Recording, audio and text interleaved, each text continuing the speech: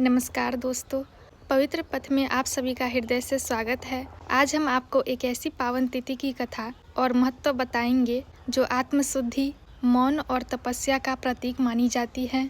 आज का विषय है पौष अमावस्या, जिसे मौनी अमावस्या भी कहा जाता है। पौष अमावस्या क्या है?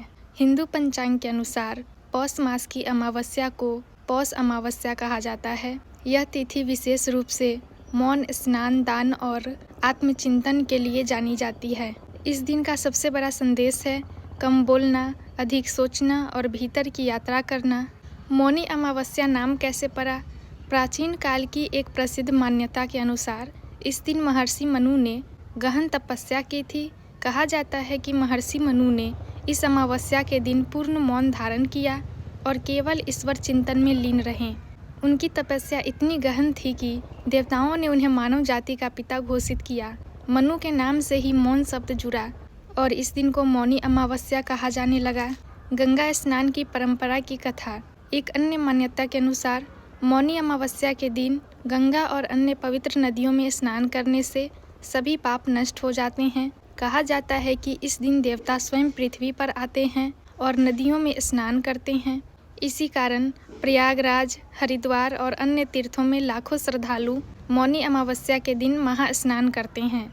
मौन व्रत का आध्यात्मिक रहस्य। मौन केवल बोलना बंद करना नहीं है।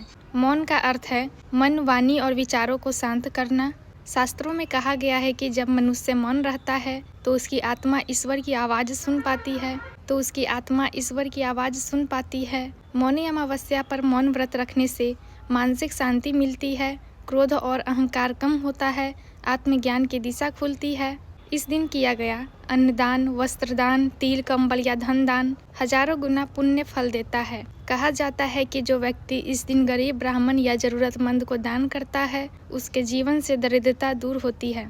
आज के भागदौड़ भरे जीवन में हम बहुत बोलते हैं लेकिन बहुत कम सुनते हैं। मौनी अमावस्या हमें सिखाती है कुछ समय मौन में बिताइए, मोबाइल से नहीं मन से जुड़िए, ईश्वर को शब्दों से नहीं भावना से पुकारिए। अंत में यही कहा जा सकता है कि पौष अमावस्या केवल एक तिथि नहीं बल्कि आत्मशुद्धि का अवसर है।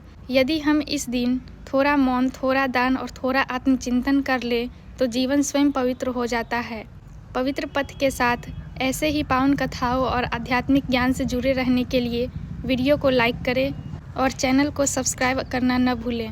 धन्यवाद। हरिओम।